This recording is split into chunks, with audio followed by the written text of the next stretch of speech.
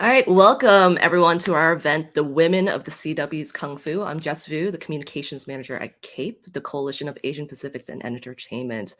Our organization has been around for over 30 years, uplifting Asian and Pacific Islanders artists in the entertainment industry.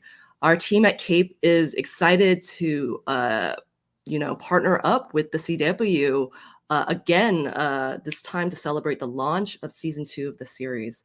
We have an incredible lineup of people, but I'll let our moderator and my dear friend, Laura Sirikul, introduce them. Thank you so much. And welcome everyone to the Women of Kung Fu panel, brought to you by the CW's Kung Fu and the Coalition of Asian Pacifics in Entertainment, aka CAPE. We're here to celebrate some of the women centering Kung Fu, one of the first predominantly Asian dramas on network television, which tells the story of Nicky Shen and her journey to find herself, with many mystical elements surrounding her and her family. We're here to chat with Kung Fu composer Sherri Chung, stunt performer, hello, and stunt performer Tammy Nera. Hi, and creator, showrunner, and executive producer Christina Kim. And Nicky Shen herself, Olivia Liang. Hi. I am so excited to chat with you ladies, especially during Women's History Month. It's so fantastic to see a series that's being led by women, especially Asian women in this case, in front and behind the camera. It's sad to say that this is rare, but it still is. But it's so exciting to see your faces here and chatting with us. But I do want to start off with some light inspirational questions before we talk about industry stuff. How did you guys get involved in the industry? And did anyone serve as an inspiration for you or a mentor for you? I'll go with Sherri, and then we'll just go in order. Yeah, I as we talked about, I'm a film composer for film and television, and it's something that I always really wanted to do. I was one of those kids, one of those sort of nerdy kids, I guess, that just like, I studied piano. I'm a classically trained pianist, and I was like, I just knew I wanted to do that, on screen. So I was able to get my start on some superhero shows on the CW, Supergirl, Legends of Tomorrow, with another composer named Blake Neely. And actually how I came to be here on Kung Fu is I met Christina when we did a show, when she was a writer on a show called Blind Spot. So when she created Kung Fu, it kind of made sense. So. Oh, that's fantastic. Tammy? I started as a professional dancer, and I got into the union dancing on film. Pursuing stunts and transitioning into stunts was really exciting for me. It was just a new area for physical storytelling. And I don't know, it's super fun for me to try and embody the different characters, different styles of action, all the different ways of telling stories through the body. Yeah. Olivia? I was just so engrossed in their answers. I forgot the question. Is it, how did I get here? Well, how did you get involved in the industry? And did anyone serve as an inspiration or mentor to you? I got involved against my mother's wishes because she's an Asian mom, and she was like, you will be a doctor or a lawyer or an engineer. And so this was like my Nicky Shen running away moment when I decided to pursue acting. And the people in this cast, the people on this panel, serve as inspiration to me because they are the door openers. Like I wouldn't be here without these people who are on the screen, and so they inspire me very much. And Christina? You stole my answer, Olivia. I am inspired by you and everything that you guys do. This panel has the hardest working ladies in show business. You guys give your heart and soul, so you inspire me. As for me, I'm kind of like you, Sherri. When I was little, I always knew I wanted to write. I thought I'd be writing novels, writing books. And then I had a huge love of TV. And so I came out to LA and I went to film school. And after film school, I got my start on a show called Lost. And there were Korean characters on it who spoke Korean.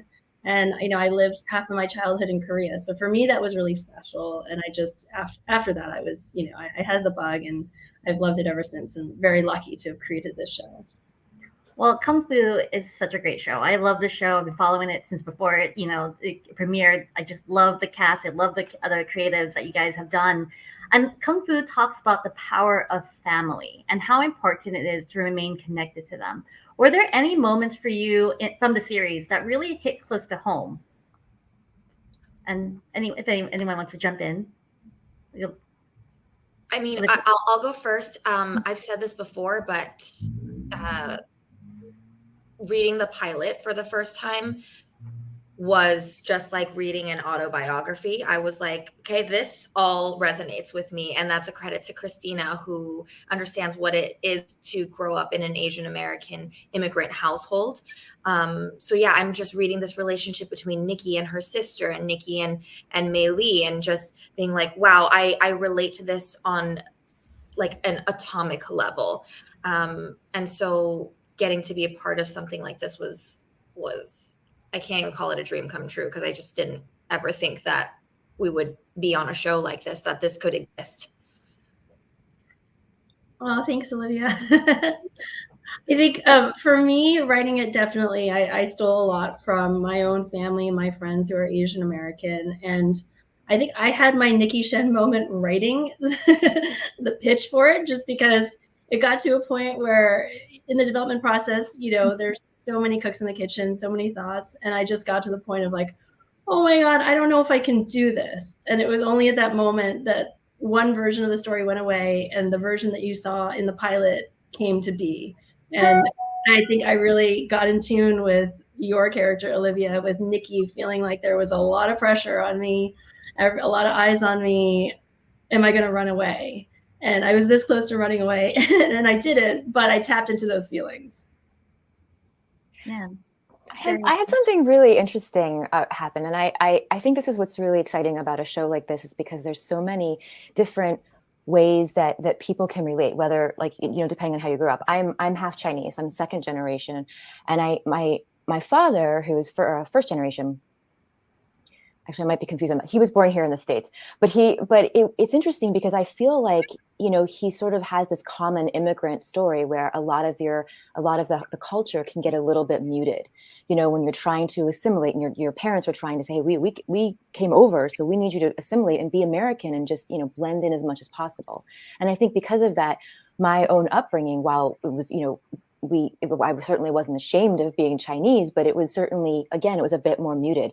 And so what I've really found by working on the show is, especially with conversations with Mei Li and Jin, I'm like, wow, I wonder if my grandparents had those very same conversations when they came over. And it's like, it's a sort of way, and they're no longer with us, so I can't really ask them, and it's just this wonderful, like the show and Christina, all the writers, and Olivia, what you were doing, everyone's just sort of creating this, I guess this sort of environment that I can sort of peek into and say, oh, I wonder if this was like what my grandparents were feeling. And this is maybe connecting with a little bit of my culture that just I haven't really been able to all through growing up. And so I think it's wonderful that you're creating the show, because I wonder how many other, children of immigrants, but down the line, can really relate in the same way. Yeah. And Tammy, do you have any moments that you were like, oh my God, this hit close to home? I would say my perspective is a little bit different, because I'm also a lot behind the scenes. So these scenes where that involve family, they're all conversations that I'm in the rehearsal hall working on the action part of it. So I'm not as involved with those type of scenes. But in the background, I would say we are developing our sense of family and team within the stunt department. And also along with Olivia and the other cast members. And that part of it is just really heartwarming for me. And I feel very grateful to be a part of this family. Well, no, it's so fantastic. And, Kung Fu has been one of the many firsts of things. We hear it all the time. Even SNL did a skit on it. The first Asian drama on network television, the first Chinese woman lead, the first Asian creative team, etc. But because it's the first, it has opened up many doors for other stories by Asian creatives to be told. how has Kung Fu changed your life? And not just as a performer or creative, but just your impact on your life. Big question. It was always, I think what it's done is made me, because I didn't have that kind of blockage of like, I want to be an actor, but I don't see a lot of Asians on screen, so I don't think there's a place for me. I actually never felt that. I grew up watching Disney Channel, and I was like, I want to do that. And I didn't even give a second thought about like, oh, I'm Asian and there might not be a space for me. But hearing things like "you are the first," and wow, it's so nice to see a family of people who look like me on the screen, that has started to shift my perspective. And it's given me the hindsight to be like, oh, maybe my mom wasn't just like, you can't be an actor because you're going to be poor, but she was trying to protect me by saying, oh, I don't see people who look like us on the screen, so I don't know if it's possible for you. And not in like a harsh way, but just in a protective, maternal way. And so being on the show has given me that perspective and has made me so proud to be part of the change and part of the doors opening, in the same way that, Christina working on a little show called Lost, like, she was opening those doors and starting to tell those stories. And so I'm just proud to be part of the continuation of that. I think for me, what was really exciting for me is that my whole career, I never would have written this show as a spec script. Just because I would have thought this is not commercial, nobody's going to buy this, nobody's going to cast this. So to go from the beginning of my career to now to actually having the show on the air seems like we've made so much progress. It's so exciting. And when we were hiring writers and reading spec scripts from young, sort of unknown writers, so many Asian American writers are now writing about their own experiences, their families. And that is a huge sea change. I don't think that the sample scripts from 10 years ago would have looked like that. So that was really cool for me. And I feel like having more shows like this on the air are only going to, help with that and to have more diverse writers everywhere. Oh, of course. Well, if anyone wants to add more stuff, but if not, we could getting back to the industry aspect of women. I love seeing Asian women leads. We have Kung Fu, To All the Boys, Never Have I Ever, Clean Lady, and etc. Are we beginning to see some changes in the industry for women, especially Asian women? And this is for all of you. Or are we struggling to be heard? Yeah, I think our show and other shows like ours are amazing because, at a certain point, I hope that people are watching our show and not thinking, oh, it's the Asian show. I hope they're watching it and saying, these are characters I connect with and they happen to be Asian, or, oh my gosh, Nikki's going through a life struggle that I totally get, or her relationship with Henry is similar to my relationship with my boyfriend. And so I think just having more shows like this on the air, more opportunities in general are good. I don't know about the overall struggle, but all I can say is that our show just, is an example of we can have an entire cast of Asian characters. And I think there's a little bit of something for everyone. And hopefully that inspires more shows like this to get picked up. No, definitely. But also in the composer world and also stunts and also in the acting, are we starting to see some changes though being made for women, especially Asian women? Or are we still struggling? Are we still, because I'm glad to see more shows like this, like Kung Fu and everything pop up. But we're seeing, are we starting to see the changes slowly? Are we still struggling? Are we still trying to fight? How is it for you guys in the industry? I wouldn't say we're struggling. I think it's a very exciting time right now. The opportunities that are popping up, especially for women of varying ethnicities. Myself as a stunt double, with my look and my type,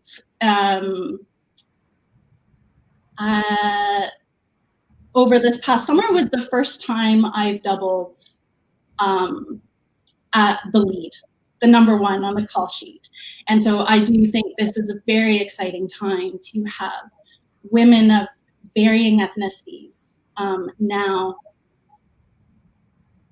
the number one on the call sheet, you know, the big spot. I would say that in the composer world, it's very much the same, you know, where it's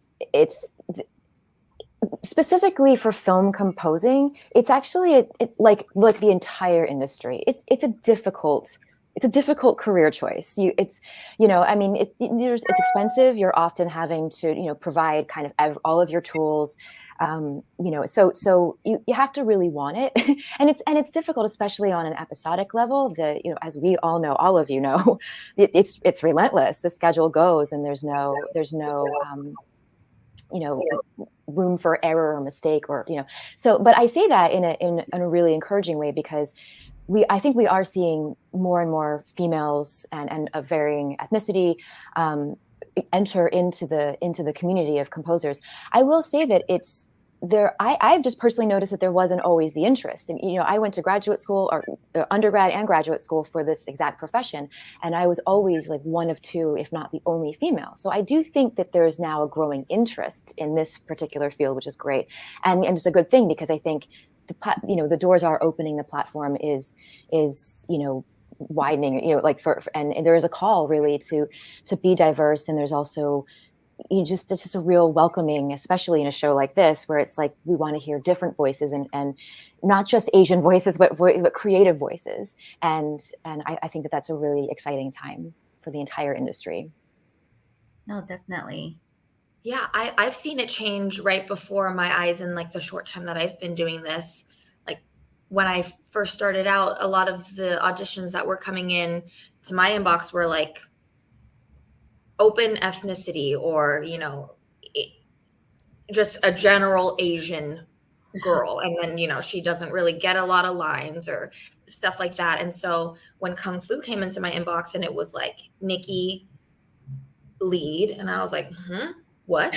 And then like the rest of the character breakdowns were all like Chinese American, Chinese American, Chinese American. I was like, whoa, they're getting specific, and they're caring about the culture and the specificities and the nuances. And so that's been super exciting to see change right before my eyes. And then obviously you named a bunch of other shows where, you know, there's Indian American, cleaning lady is Southeast Asian. And so just getting to now explore all the different facets and the intricacies of what it is to be Asian American, while also honoring the general Asian American experience, has been really fun to see. No, definitely. But, you know, we hear all the time in the industry, you know, we'll see changes when there's more players of colors involved. I always hear that we need to be involved, but it is extremely difficult to get into this field because we are women of color. What advice do you give to women who are struggling to get into these meetings to get these roles? I think Sherri said something very important, which is you have to really want it. You cannot give up. And sometimes that means, you know, big life sacrifices to be able to support your auditioning habit or your writing habit until it becomes a profession. But every single person on this panel works so hard. I mean, literally, you know, I watch Olivia on set and she knows her lines backwards and forwards. And then she races over to the stunt rehearsal space where she's with Tammy. And Tammy is doing these incredible things with her body that I can't even like imagine doing. And the two of them are working so hard. And then Sherri is working around the clock. I mean, I'm up late and I'll text Sherri, I'll email Sherri, and I'll get a response back at 2 a.m. And there's a work ethic that I think is really, really important. And if you understand that it takes time, it's not an overnight thing. You know, many of us struggle to get our first breaks. And even if you get your first break, that doesn't mean you're going to be working continuously. Like that's kind of the nature of the business. And I think that's for whoever you are. So part of sort of understanding that and going in with that, I think is really, really important. Well, you know, for all of you, you know, particularly Sherri and Tammy, your field is mainly dominated by men, which is essentially a boys' club with one or two women, like you mentioned, Sherri, one or two women sprinkled in. Were there any challenges that you faced, and how did you overcome it? Tammy, do you? I can imagine it's crazy for you because. Yeah, it's exciting. It challenges communication style and just being able to relate. I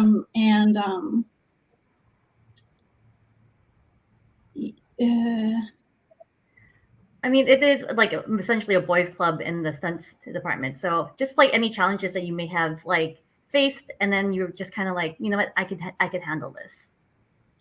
Yeah, there's sometimes what happens because the men on our team are phenomenal, like super talented. They can do all this flippy acrobatic stuff. And me coming from a dance background, I'm not acrobatic.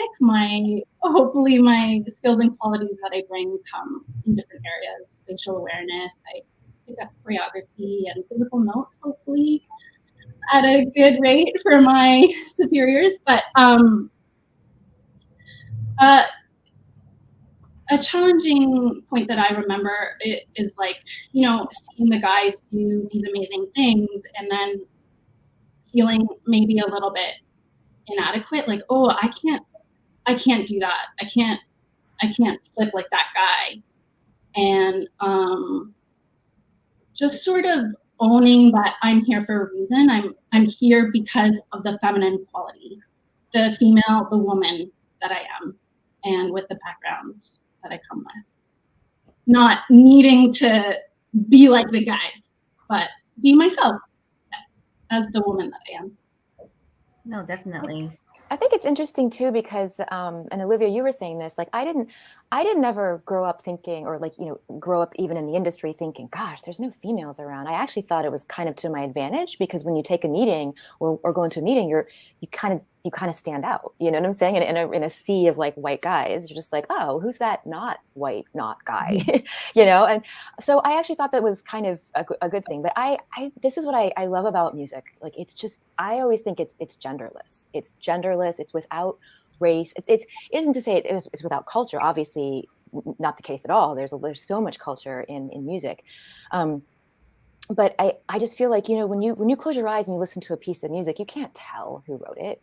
You can't tell if it was a guy or a girl. And so I think that the challenge, I think, you know, for me has actually been being singled out because I'm a female. You know, so it's kind of like before it was like, oh, I like this person's music. Let's get them and let's get a meeting and talk with them.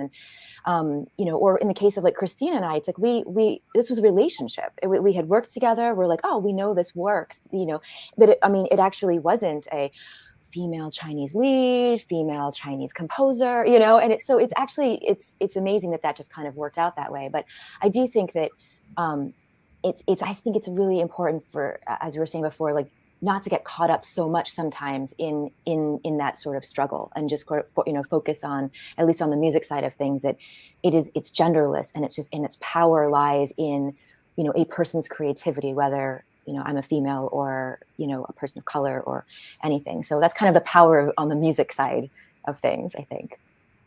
No, definitely. And now we're going to get to a little bit seriousness because I do want to talk about the situation going on regarding, I know it's just like a big transition, but, you know, I want to talk about regarding the violence towards Asian women in the States that's been going on. You know, it's been almost a year since the Atlanta spa shootings.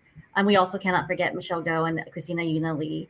And I know that it has an impact on all of us. And I appreciated the series touching on the anti-Asian racism that we deal with often. But how was that? Like, what's going on? How has that impacted your work? And how, as creatives in your medium, can you contribute, if any, to the solution of this? Do you want to go ahead? I know, I'm sorry. I promise the next one's light.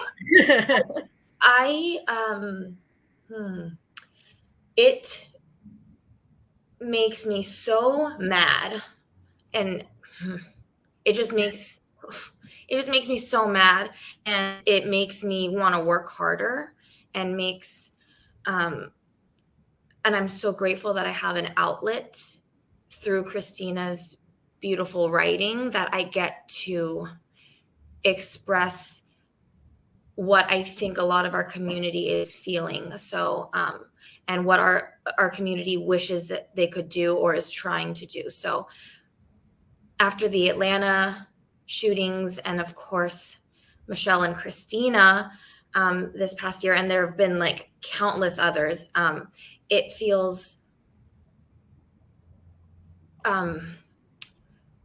like cathartic to be able to play Nicky, to be an Asian woman who uses her voice, who is strong, and who, you know, gets to fight back and doesn't ever back down.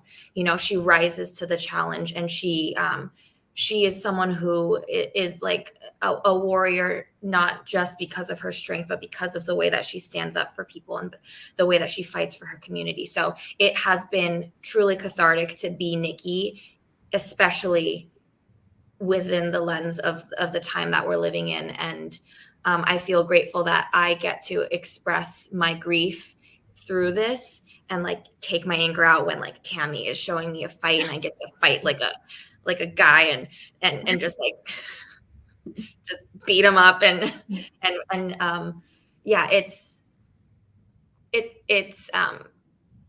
that's how I feel about what's going on. And I just hope that our show can, it sucks that we're still saying this, but humanize us, not make us seem like objects of desire, of voiceless, just people walking down the street that you can take advantage of. I really hope that our show continues to shape the way that we are seen. I think that's really well put, Olivia. And I think, you know, just to add to that, that is the hope, is that we have built these characters. You know, Olivia portrays Nicky so beautifully that you connect with this person, and that person is someone that you care about, that looks like someone who you might not have known, you know, or would reach out to. And this sense of otherness, hopefully over time, goes away. But I mean, in creating Nicky, I was really excited to have, I never would have imagined a strong Asian female lead of a TV show on TV every week. So we have Nicky, you know, we have Olivia playing her. We have Tammy, who, you know, helps make her look amazing, taking down bad guys. And then Sherri's score is so emotional and so beautiful. I think it all comes together where we're feeling all the feels. We're rooting for Nicky. And hopefully people, you know, look at Asian women in a different way. I hope they think of Nicky and think, well, I'm not going to mess with her, you know? So yeah, I'm hopeful. No, definitely. Well, moving away from the seriousness, we'll go back to something light, climate change. Just kidding. No, when this will be the last question, but whenever I do these panels and I'm surrounded by strong women, especially, it's great to see Asian women in this industry. You know, as a woman of color journalist, even I get burnt out being in a white male dominated industry. So I want to know, I know we're all in the same boat regarding just being in an industry that, you know, we're a woman of color. But I always want to know, what keeps you going? What keeps you going when, even with all the struggles and everything, but what keeps you going? I love what you do. Oh, I love acting, I love storytelling. And you know, I just want to keep doing it, facilitating it in any way possible. And that keeps me going. And to get responses from people saying, you know, we see ourselves in you, in your show. It's so refreshing to see a show like yours, you know, things like that after a long day of shooting, I'm like, that's what makes it worth it. I feel the same way. I feel the same way about just on the music side of it. It's like like you, Olivia. It's like I want to tell a story. I am a storyteller. I want to contribute in that way. And it really is. It might sound like a cheesy answer, but it's actually the truth. Like what I see on screen, I'm visually stimulated. So what I'm seeing on screen with, you know, with what you're doing, Olivia and Tammy, you know, I can go frame by frame. I can see, you know, and it's really, it's inspiring to see how it's all made. And Christina with the writers and the whole concept, it truly is it's like it's self-motivated, sure, but it's you know, we've all had to do a job with a paycheck, like just for the paycheck of it, and this is not that case. This is, I wake up every day and I'm like, oh, this is so cool. I get to work on that scene today. I get to work on this one. And just with a show that's as dynamic as this, where it's like you do have the action, you have the anger moments where you can really, you know, I can beat on some drums and just like really get it out. And then you have these really amazing, heartfelt, emotional moments. It's very human. It's not just about Asian or cultural specificity, but it's about the human, you know, just the human journey and the human struggle of just, what is our destiny? What are we all, you know, what's our purpose? And musically, and Christina, I'll just take a quick opportunity to say, I just value so much the opportunity to be creative and to say, yes, I love this. Like, we can lean in more into the emotion, or we can, you know, just whatever I'm feeling, it seems to resonate, which is just incredibly inspiring as somebody, as a composer, as a creative in that way. Well, I mean, Sherri's a magician. Sometimes I'm not, you know, aside from my basic piano playing, I am not a musician. So my language with her is like, can you make me cry in this scene? And literally a few hours later, there'll be a new piece of music where I'm like, oh, that's going to make the audience cry. Thank you. So Sherri is a magician, but it's so fun to collaborate because I get to work with you guys. I get to say like, hey, can we have Nicky do a move where she like just flips a guy over and then like goes on to, you know, and the next thing I know, I see a video of like Tammy and our stunt performers doing that. And then Nicky actually doing it on screen. It's so fun and inspiring in like 10 different ways, more than 10 ways, that I always say, I wish I had a clone because I love writing so much. So sometimes I wish I could just sit in my office and type. But I love being on set. And if I could be on set every day and watch the music happen, or come and watch, you know, the live orchestra play, I would be so happy. But I don't know, I just feel very fortunate. It's a great job.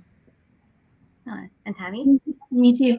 A part of what keeps me going is the challenge and the fun and the play, the creativity involved in taking what Christina writes and telling that story through the physical body. It's super fun. And the opportunity to portray a woman powerfully, physically, that's fun for me as well. And but mostly it's the people, like working with people like Olivia, whose work ethic is just so strong, and she's always, you know, your game all the time. And yeah, it's just such a joy and a pleasure to work with you. I love you. Thank you guys all for being here, and those answers were so lovely. I really love I feel the love in this room, and I love it, like just like the energy from you guys. And so thank you all for being here, and thank you, Kate, for putting this panel together. And so I want to just thank you all for being here, and now we're going to just go back to Jess. Hey everyone, thank you so much for this wonderful conversation. You know, I could just feel the bond in this room, and it's so heartwarming. And I'm so grateful to highlight the work by the women of Kung Fu, especially because this is Women's History Month as well. But unfortunately, that's all the time we have for today. So on behalf of CAPE, I want to thank the CW for their continued partnership. And I'd also like to shout out CAPE's very own Rianne Moore, who's been handling the behind the scenes of the events. But if you enjoy these virtual CAPE events and more, we always appreciate your donations, which are tax deductible. And you can visit our website at capeusa.org/donate to donate. Or you can follow us on Twitter or Instagram at CAPEUSA for more updates. Otherwise, be sure to tune in for the premiere of season 2 of Kung Fu this March 9th on the CW. Have a good night. Woo! Thank you. Thank you.